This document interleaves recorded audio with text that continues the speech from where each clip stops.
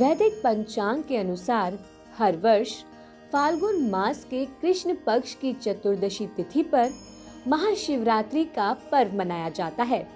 इस दिन माता पार्वती और भगवान शिव की पूजा की जाती है। कहा जाता है कि महाशिवरात्रि पर भगवान शिव ने अपनी तीसरी आंख खोली थी और इस संसार को नष्ट कर दिया था। वहीं कुछ लोग ये भी कहते हैं कि इस दिन माता पार्वती और भगवान शिव का विवाह हुआ था।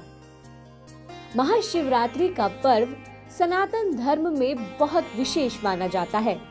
महाशिवरात्रि पर भगवान शिव की आराधना करने से सभी कष्ट दूर हो जाते हैं और भय पर विजय प्राप्त होता है।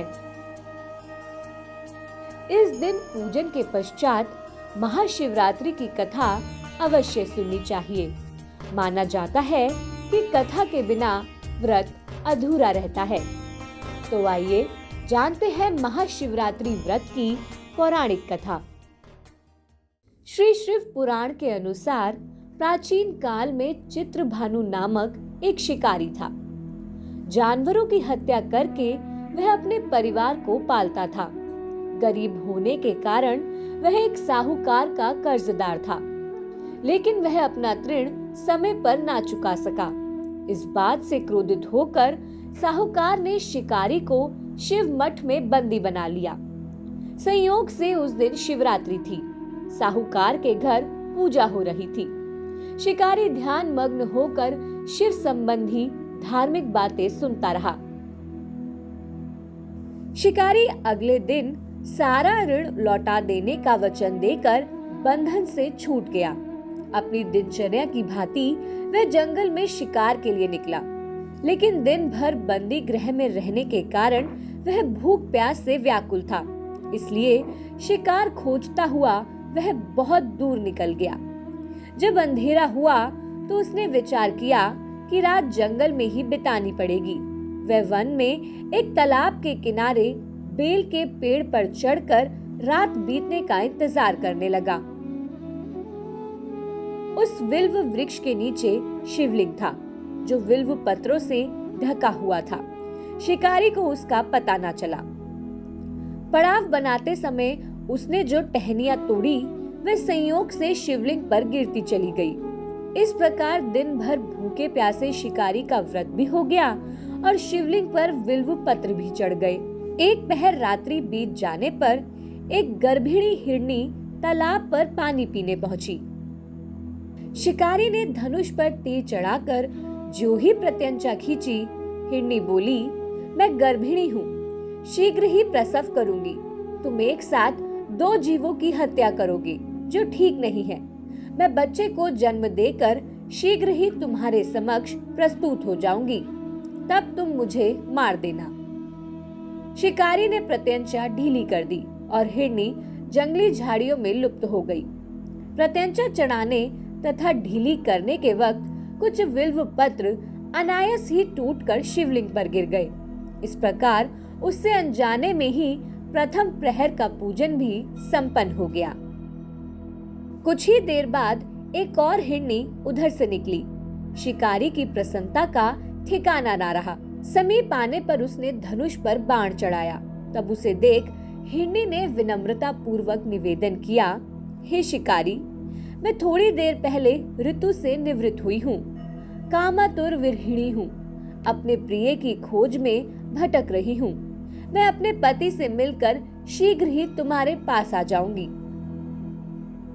शिकारी ने उसे भी जाने दिया। रात्रि का आखिरी पहर बीत रहा था।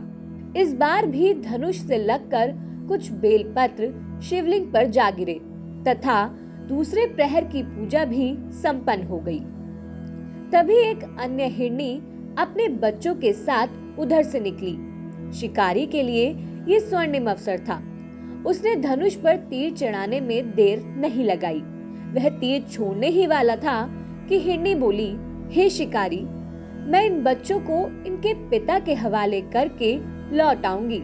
इस समय मुझे मत मारो। शिकारी हंसा और बोला, सामने आए शिकार को छोड़ दूं? मैं ऐसा मूर्ख नहीं। इससे पहले मैं 2 बार अपना शिकार खो चुका हूँ। मेरे बच्चे भूख प्यास से व्यग्र हो रहे होंगे। उत्तर में हिरनी ने फिर कहा, जैसे तुम्हें अपने बच्चों की ममता सता रही है, ठीक वैसे ही मुझे भी।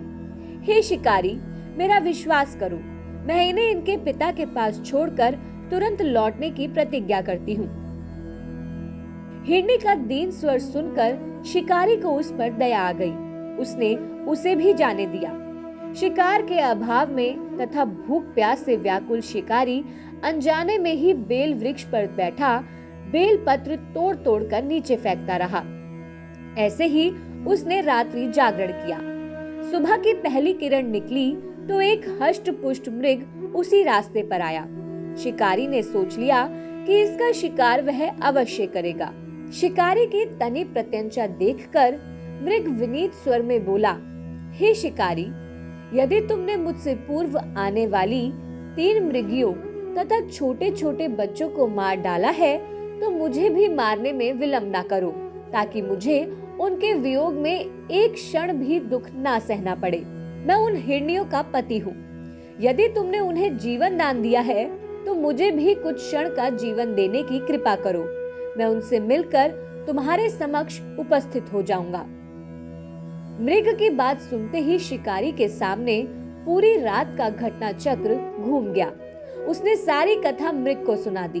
तब मृग ने कहा, मेरी तीनों पत्नियां जिस प्रकार प्रतिज्ञाबद्ध होकर गई हैं, मेरी मृत्यु से अपने धर्म का पालन नहीं कर पाएंगी। अतः जैसे तुमने उन्हें विश्वास पात्र मानकर छोड़ा है, वैसे ही मुझे भी जाने दो। मैं उन सब के साथ तुम्हारे सामने शीघ्र ही उपस्थित होता हूँ।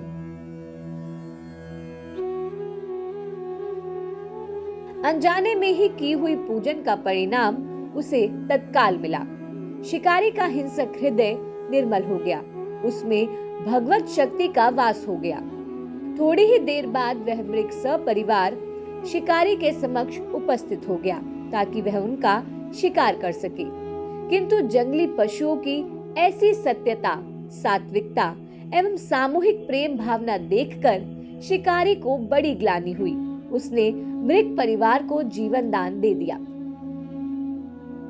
अनजाने में शिवरात्रि के व्रत का पालन करने भर भी शिकारी को मोक्ष की प्राप्ति हुई। जब मृत्यु काल में यमदूत उसे ले जाने आए तो शिवगणों ने उन्हें वापस भेज दिया तथा शिकारी को शिवलोक ले गए। आप हमारे संतवाणी चैनल को सब्सक्राइब करें, वीडियो को लाइक करें, शेयर करें और हाँ, बेल आइकन पर क्लिक करना बिल्कुल ना भूलें ताकि हमारी किसी भी वीडियो की सूचना सबसे पहले आपको मिले।